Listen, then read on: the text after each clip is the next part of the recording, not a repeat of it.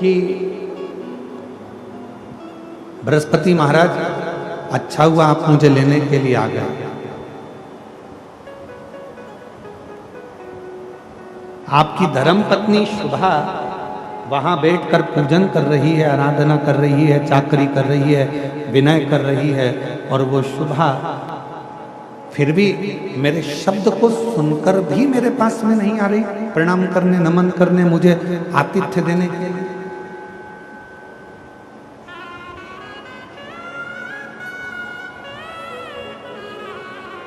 गुस्से में लाल हो गए इंद्रदेव, और गुस्से में लाल होकर इंद्रदेव ने कहा, मैं इस शुभा पर मैं वज्र का प्रहार कर देता। वो तो आप आ गए इसलिए मैं रुक गया। ये जानती नहीं है कि मैं कौन हूं। मैं देवराज इंद्र हूं, ये मुझे पहचानती नहीं।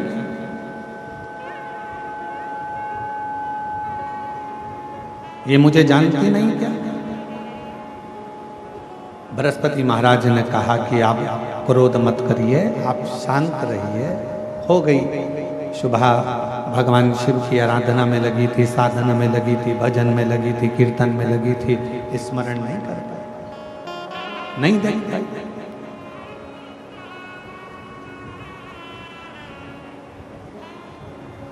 तभी बृहस्पति महाराज के मन में आया कि इंद्रदेव थोड़ी सी देर में क्रोध कर देते हैं, जरा सी देर में गुस्सा कर देते हैं, और जरा सी देर में इनको अहंकार प्रकट हो जाता है, अभिमान प्रकट हो जाता है, अभिमत्ता इंद्र के अंदर प्रकट हो जाती है। इतनी अभिमत्ता, इतना अहम इंद्र के अंदर आ गया है कि क्रोध इंद्र के सम्मुख में बार बार आ जाता है।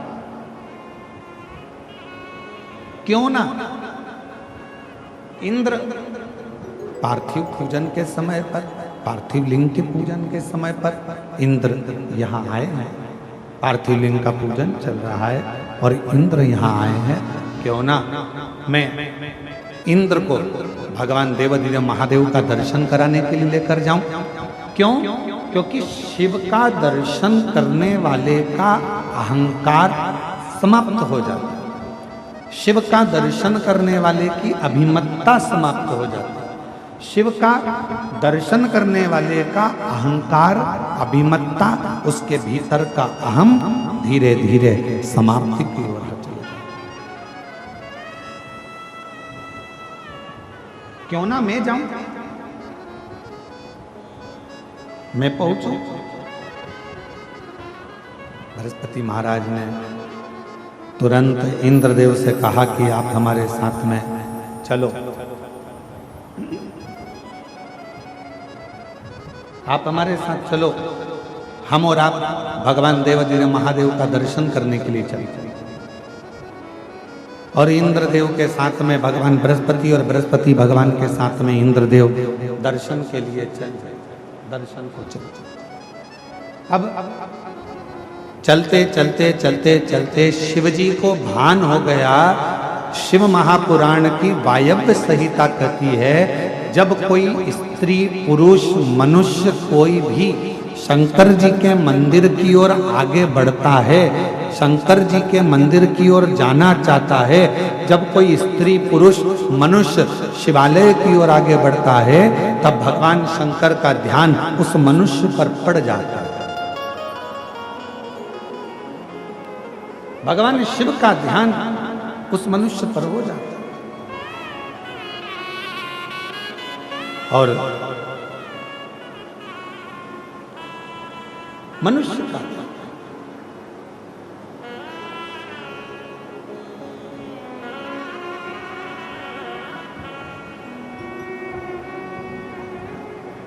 शिवालय की ओर आगे बढ़ना,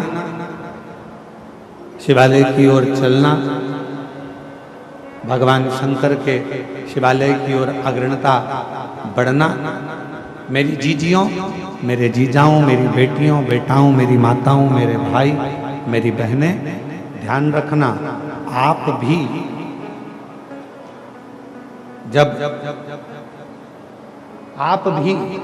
जब भगवान शंकर के मंदिर की ओर एक लोटा जल लेकर जाते हो, आप भी जब भगवान शंकर के मंदिर की ओर एक लोटा जल लेकर आगे बढ़ते हो तो कभी ये मत सोचना कि हमें कौन देख रहा है कौन नहीं देख रहा है।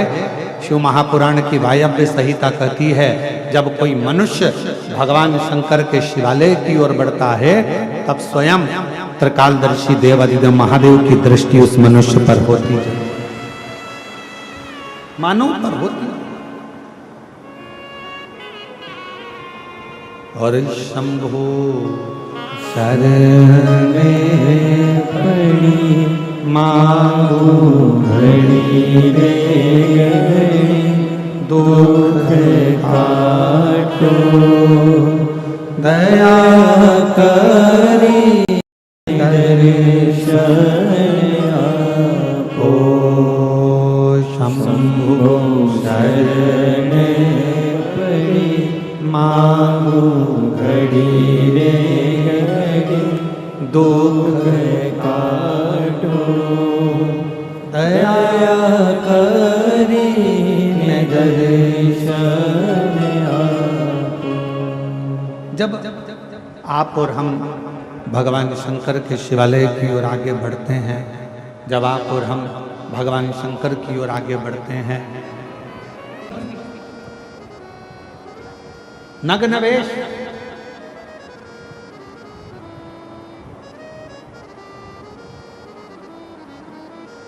तन पर कोई कपड़ा नहीं है, भस्म रमी है, बाल खुले हैं, त्रिनेत्र हैं और भगवान शंकर ने अपना भस्म रूप धारण कर कर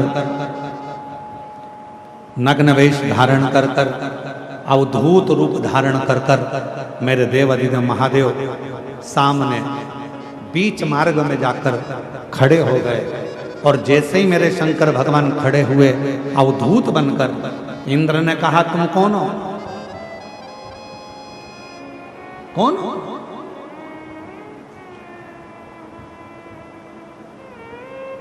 तुम हो कौन? इंद्र ने। अवधूतेश्वर महादेव कुछ कहते ही नहीं। अवधूतेश्वर महादेव कुछ कहते ही नहीं, कुछ बोलते ही नहीं।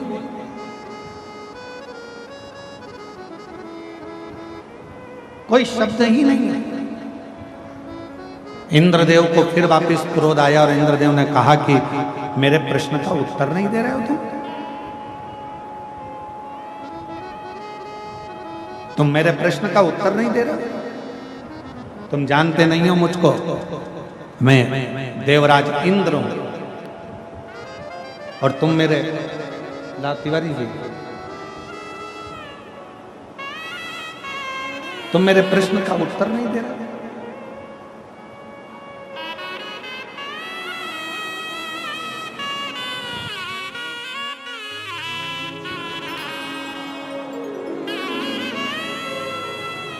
हमारे बीच में श्री ब्रजभूषण शरण सिंह जी, नेताजी पूर्व सांसद केसर सिंह जी उत्तर प्रदेश से हमारे बीच में पधारे हैं। एक बार जोरदार ताली बजाकर स्वागत वंदन। साथ में श्री संजय सिंह जी, भारतीय कृषि संघ अध्यक्ष, एक बार जोरदार ताली बजाकर आपका बहुत बहुत साधुवाद है। श्री ब्रजभूषण शरण जी उत्तर प्रदेश में आपकी शिव भक्ति और भगवान शंकर की अविरल भक्ति आपकी बड़ी जनमानस में केंद्रित है। और दया सिंह जी कह रहे थे कि ब्रजभूषण शरण जी केवल कथा श्रवण करने के लिए आए हैं उत्तर प्रदेश से छत्तीसगढ़। मैं आपको बहुत बहुत साधुवाद देता हूँ, धन्यवाद देता हूँ। बाबा की कृपा आप पर सदा बनी रहे, शिव कृपा आप पर हमेशा साथ। शिव शिव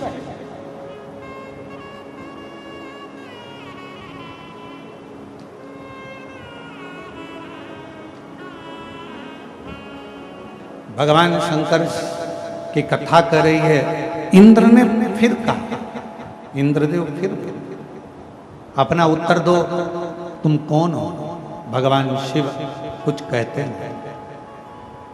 कुछ नहीं। जब भगवान देवाधिदेव महादेव कुछ नहीं बोले तब इंद्र को फिर गुस्सा आ गया। अब की बार उसने वज्र उठाया और वज्र उठाकर भगवान शंकर की ओर फेंकने लगे। जैसे ही वज्र शिवजी की ओर फेंका वैसे ही भगवान शंकर ने उस वज्र के समेत इंद्र के हाथ को काट दिया। इंद्र का हाथ कटते ही इंद्र बिलखने लगे, रोने लगे।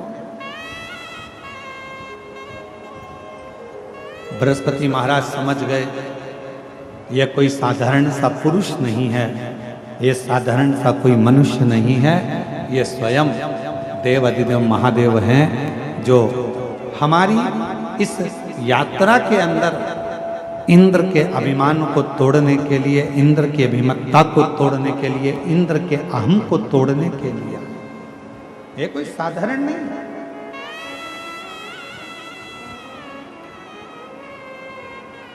बृहस्पति महाराज ने हाथ जोड़ लिए और भगवान शिव को नमन कर कर कहा, मैं पहचान नहीं पाया प्रभु आपको, आप अपना असली स्वरूप दिखाइए। शंकर भगवान तुरंत क्रोध में लाल हो रहे थे। उन्होंने अपनी तीसरी नेत्र के द्वारा इंद्र को भस्म करने के लिए ज्वाला प्रकट कर दी।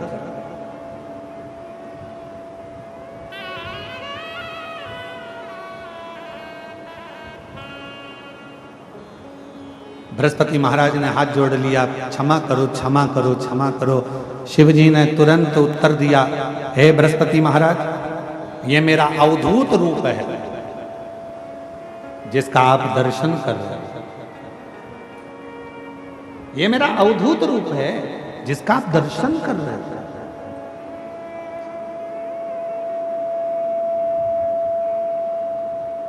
हे बृहस्पति महाराज, आप कह रहे हो कि इंद्र को मैं क्षमा कर दूं, मैं इंद्र को क्षमा कर देता हूं, उनका हाथ भी जोड़ देता हूं, उनका वज्र भी उनके पास में रख देता हूं, पर मेरी तीसरे नेत्र की ज्वाला जो ज्योति निकली है, जो प्रकाश निकला है, इस अग्नि को मैं कहां दूं? इस क्रोध को, इस अग्नि को मैं कहां स्थापित करूं? बृहस्पति महाराज ने हाथ जोड़ लिए, आप करुणा करेंगे तो सब करुणा करेंगे, आप कृपा करेंगे तो सब कृपा करेंगे, आप दया करेंगे तो सब दया करेंगे। आप कृपा करिए, दया करिए, करुणा करिए। तब भगवान शंकर ने जो तीसरे नेत्र के द्वारा जो अग्नि प्रकट हुई थी, जो प्रकाश प्रकट हुआ था, जो तेजपुंज प्रकट हुआ था, उसको समुद्र के अंदर डाल दिया। जैसे ही समुद्र में डाला, उसमें से एक बालक प्रकट हो गया जिसका नाम जलंधर हो गया, जिसका नाम जलंधर हो गया। और वो जलंधर असुरों का राजा बनकर बैठ गया। बहुत उसने उपद्रव मचाया। आखिरी में वृंदा जो जलंधर की धर्म पत्नी थी, वो सातित्ववान पति को परमेश्वर मानने वाली, पति के चरणों का नित्य स्मरण करने वाली, पति के चरणों को नमन करने वाली। और कल कथा में कहा था, दो हमारी भूमि को आज भी संभाले हुए हैं, एक गौमाता और दूसरे नंबर पर है भारत में जन्म लेने वाली मेरी बहन बेटियां, मेरी माताएं आज भी पृथ्वी को संभाले।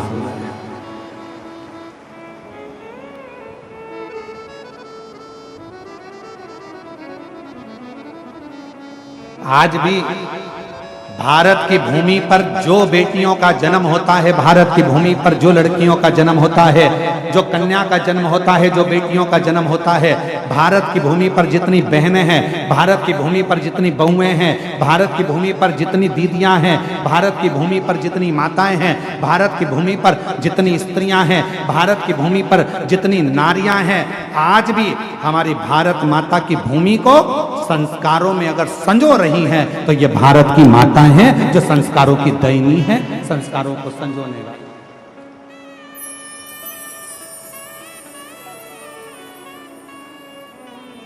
ये भारत की भूमि का गौरव है।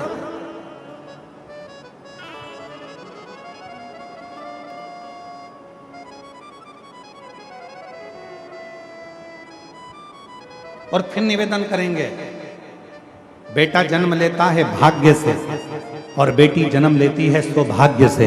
अगर तुम्हारे घर में बेटी का जन्म हुआ है तो तुम्हारा भाग्य 100 गुना प्रबल हुआ है। तुम्हारे भाग्य की सराहना है जो तुम्हारे घर में बेटी ने जन्म लिया। हिमालय राज के घर में जब माता पार्वती जी का जन्म हुआ था, शास्त्र कहता है, हमारे यहाँ शिव महापुराण की कथा कहती है, लिंग पुराण की कथा कहती है, कुर्म पुराण कहती है, नर्मदा पुराण कहती है, जिस समय पर हिमालय राज के घर में माता पार्वती का जन्म हुआ था, दुनिया शास्त्र कहता है कि देवताओं का जन्म हुआ तो ऐसा ऐसा उत्सव मना। पर हिमालय राज की कथा कहती है जब माता पार्वती का जन्म हुआ, जिस दिन से माता पार्वती जी जन्मी थी और जिस दिन तक माता पार्वती विवाह कर कर अपने पति के घर ना चली गई, तब तक माता पार्वती जी का रोज का जन्मोत्सव मनाया जाता था कि मेरे घर में बेटी ने जन्म लिया,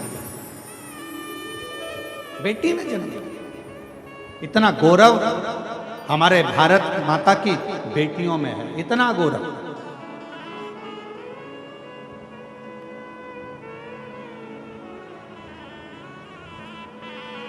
और यही कारण है आज बेटियों की शिक्षा, कल कथा में कहा था, बेटियों को कन्यादान में कुछ देओ मत देओ, पर बेटी के कन्यादान में कुछ देना ना देना।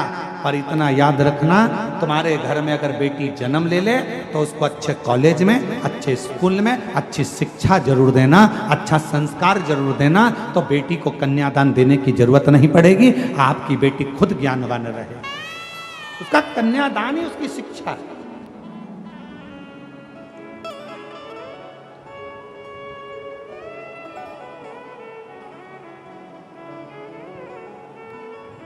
कुछ दो मत दो, पर बेटी को अच्छी शिक्षा जरूर दीजिए।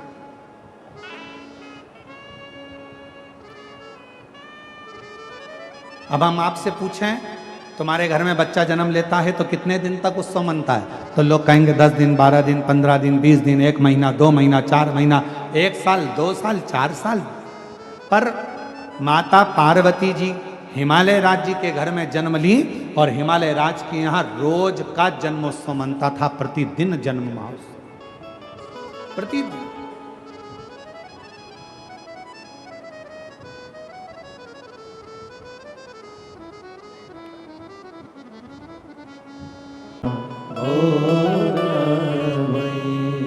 हो गोरा भई महा गोरा भई है, गोरा भई महा गोरा भई। माता पार्वती जी का नित्य नूतन आनंद के साथ जन्मोत्सव हो रहा है। वृंदा जलंधर जी के साथ में विहार है और वृंदा का सातित्व, पति के चरणों का प्रेम, पति के चरणों का स्नेह, पति के चरणों की प्रीति, पति के चरणारविंद की पूजन वृंदा करती थी, जिसके कारणवश जलंधर और उत्पाती होता चलेगा। क्योंकि जलंधर को मालूम था जब तक वृंदा है तब तक मेरे प्राण नहीं जाएंगे, नहीं जाएंगे। पर गजब कब हुआ?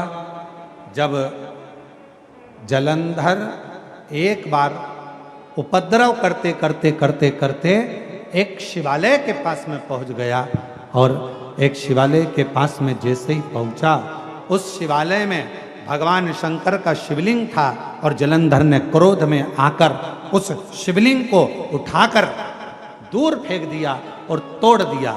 तब शंकर जी को क्रोध नहीं आया, शिवजी को क्रोध नहीं आया,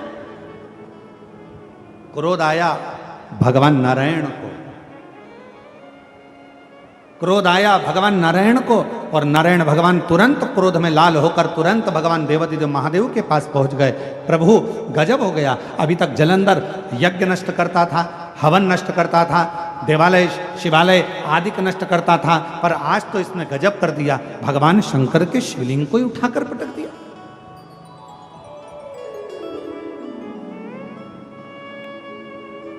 भक्त का मन दुख गया, भगवान नारायण का मन दुखा, भगवान नारायण का हृदय दुखने लगा।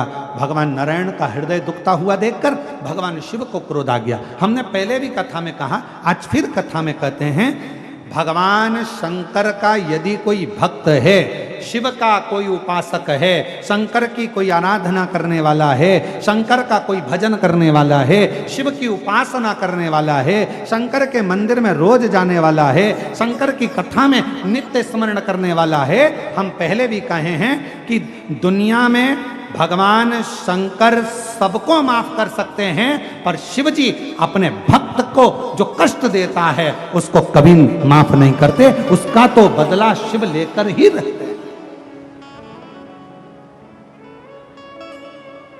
भगवान शंकर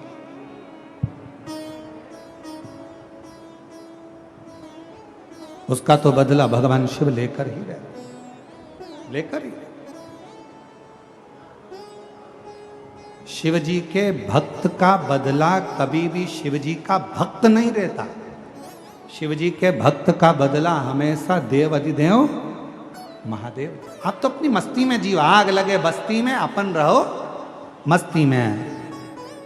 क्या किसको रोइए, जम के बोलो जरा, चादर तान के सोइए। अपनी अलमस्ती में जिंदगी जियो, अपने आनंद में जियो। कोई गाली दे रहा है उसका भी जवाब भगवान भोलेनाथ देगा, कोई आड़ा टेढ़ा कह रहा है उसका भी जवाब भगवान भोलेनाथ देगा, कोई अपशब्द कह रहा है उसका भी जवाब भगवान शंकर देगा। तुम अपनी जिंदगी में, अपने आनंद में, अपनी अलमस्ती में दियो। हमने पहले भी कहा था, रो रो कर जिंदगी जीने से अच्छा है थोड़ा मुस्कुरा कर जिंदगी जियो, तो पड़ोसी को भी अटेका जाएगा तुम्हारी मुस्कुराहट देखकर। तुम्हारे चेहरे की प्रसन्नता देखकर, तुम्हारी मुस्कुराहट देखकर दुनिया के लोगों को बड़ा टेंशन होगा। बताओ, गजब का व्यक्ति है, हमेशा मुस्कुराता रहता है, इसके चेहरे पे तो सल ही नहीं है, रत्ती भर का भी सल नहीं है। बताओ, दुनिया कितनी गाली देती है, दुनिया कितना अपशब्द कहती है, कितना ताना देती है, कितना आड़ा टेढ़ा बोलती है। बताओ, मेरी पड़ोसन को देखो, शंकर जी के मंदिर, सिर में बांधा जूड़ा, लगाई बिंदी और हाथ में पकड़ा लोटा और पहुंच गई शंकर जी के मंदिर। बताओ, दुनिया कितना आड़ा टेढ़ा बोल रही, लोग कितना अपशब्द कर रहे हैं, इसको कोई फर्क ही नहीं पड़ रहा। क्यों? क्योंकि उसने कथा सुन रखी है, आग लगे बस्ती में अपन रहो मस्ती में। उसने कथा सुन रखी है, उसको मालूम है जो ज्यादा जितना जितना गाली दे, जितना जितना शब्द कहे, तुम उतनी जोरदार खजूर वाली चोटी बनाओ, जूड़ा और मंदिर जा। श्री शिवाय नमस्ते। हर हर महादेव। अपन कब तक रोएंगे? उसने कुछ कह दिया तो रोने बैठ गए, उसने कुछ बोल दिया तो रोने बैठ गए। कब तक रोएंगे?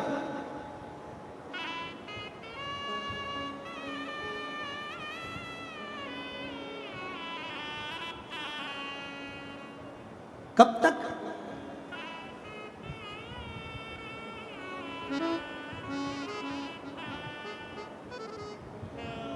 हम तो बाबा के भरोसे चलते हैं, हम तो बाबा के भरोसे चलते हैं। ये दुनिया वाले जलते हैं, ये दुनिया वाले जलते हैं, हम तो बाबा के भरोसे चलते हैं, हम तो बाबा के भरोसे चलते हैं। एक पत्र आया है, अच्छा है।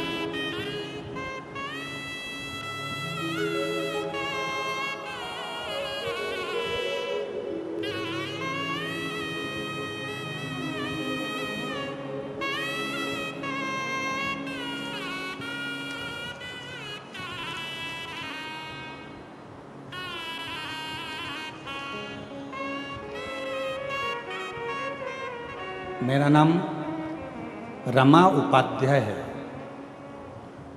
मेरी आयु 70 वर्ष है। पता सेक्टर 11 जोन 1 नंबर वार्ड 38 कुर्सी पर भिलाई की निवासी हूँ। कहीं बैठी हों तो बेलपत्र लेने के लिए आ सकती हैं। पत्र को एलईडी पर पढ़ सकते हैं, आस्था चैनल पर पढ़ सकते हैं।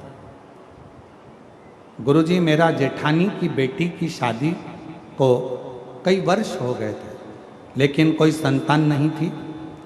कई डॉक्टरों से इलाज करवाया लेकिन सुधार नहीं हुआ। देखते देखते बेटी की आयु बढ़ती चली गई और उसकी शादी को 45 वर्ष हो गए। कितने साल हो गए शादी को? जम के बोलो। 45 साल। 45 वर्ष उसको शादी को हो गए और 45 वर्ष होने पर भी उसके घर में संतान का सुख नहीं है। तब हमने आपकी कथा यहीं कुर्सी पार में सुनी और अपनी जेठानी की लड़की से कहा कि वो सियोर वाला महाराज सफेद आंकड़े की जड़ का उपाय बताता है। सफेद आंकड़े की जड़ का प्रयोग करो, पशुपति नाथ का व्रत करो। और हमारी जेठानी की लड़की ने व्रत किया, सफेद आंकड़े की जड़ का प्रयोग किया और बाबा की ऐसी कृपा हुई, शादी के 45 वर्ष के बाद 30 मई 2025 को बाबा की कृपा से जुड़मा 2 बेटों ने जन्म लिया। हम बाबा को यहाँ प्रणाम करने के लिए। शादी के कितने साल बाद? 45। आज के जमाने के नवयुवक बेटा बेटियां 2 साल 3 साल संतान नहीं हो, 4 साल संतान नहीं हो तो डिप्रेशन में जाते हैं। ना जाने कब होगी, लोग अपशब्द कर रहे हैं, ताना दे रहे हैं, बच्चे नहीं हो रहे, 10 साल तक नहीं हो रहे, 12 साल तक नहीं हो रहे। यहाँ 45 साल की शादी के हो गए और बाबा की कृपा, शिव की कृपा, इसको कर। एक पत्र और अच्छा है जी।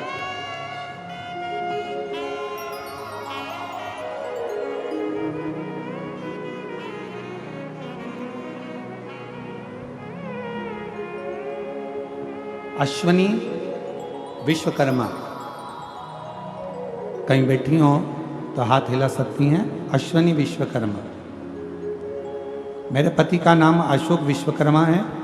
मैं खुर्सी पार भिलाई छत्तीसगढ़ की रहने वाली हूँ। एक लोटा जल का मैं क्या वर्णन करूँ। मेरे पति को 2024 में अप्रैल में तबीयत बिगड़ने लगी। हमने उनको अस्पताल में भर्ती कराया। वहाँ डॉक्टरों ने सारे टेस्ट कराए। डॉक्टरों ने टेस्ट करा के दौरान पेट में कैंसर बता दिया। जब पेट में कैंसर बताया तो भिलाई अस्पताल में 1 हफ्ता भर्ती के दौरान मैं रोज महादेव के मंदिर जाना, शिवलिंग पर जल चढ़ाना शुरू कर दिया। डॉक्टर के हिसाब से कैंसर पेट के अंदर फैल चुका था, कंट्रोल करना कठिन था। पर बाबा ने ऐसी कृपा करी गुरुदेव, मेरे शिवजी से मैं रोज विनती करती, बाबा तू मेरा बाप है, क्या अपनी बेटी की मांग उजड़ते देखेगा? बाबा कृपा कर। शिवजी पे चढ़ा हुआ जल लाती, अपने पति को पिला देती, रोज प्रार्थना करती। और बाबा ने ऐसी कृपा करी कि डॉक्टर तो कह रहे थे कि ये कैंसर कंट्रोल नहीं होगा।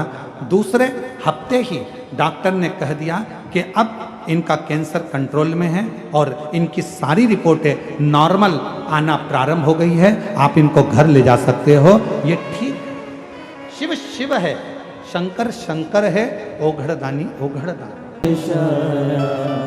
और कर दिया माला काशी वाले ने, लुटा दिया भंडार काशी वाले ने, लुटा दिया भंडार काशी वाले ने, कर दिया माला काशी वाले ने। आप जिस भावना से आए, जिस भाव से आप शिव को जल चढ़ा रहे हो, जिस भाव से आप शंकर जी की आराधना कर रहे हो, जिस भाव से आप शिव की स्तुति कर रहे हो, जिस भाव से आप शंकर को रिझा रहे हो, भगवान देवाधिदेव महादेव आपकी वो मन की कामना पूर्ण जरूर करता है। जो जैसी भावना लाया वो वैसा ही फल पाया, जो जैसी भावना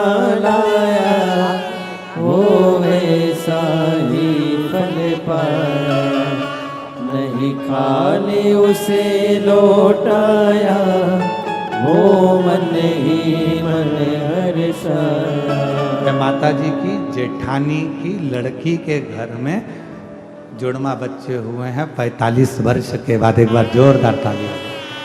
कर दिया माला माल काशी वाले ने, लुटा दिया भंडार काशी वाले ने।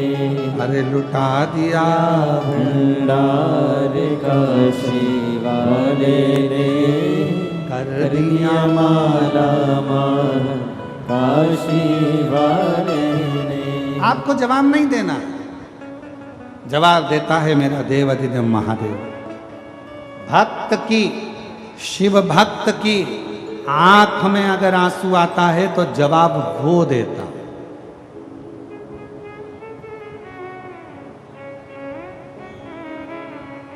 बोल, आपको नहीं देता, आप तो शांत।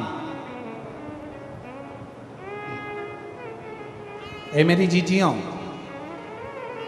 एक उत्तर दीजिएगा जरा।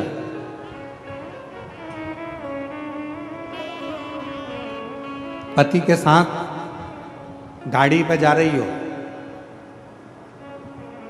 रास्ते में कोई प्रॉब्लम हुई,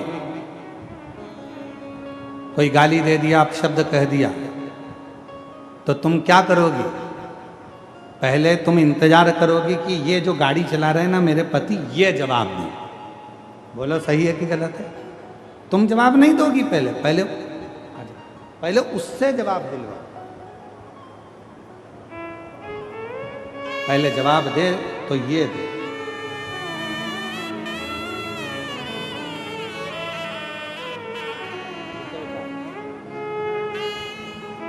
इनके पति को पेट में कैंसर हो गया था, पूरे शरीर में फैल रहा था। डॉक्टर ने बड़ी कृपा करी। और फिर निवेदन करूं, डॉक्टर शिव का एक रूप होता है, जो वो दवाई दे जान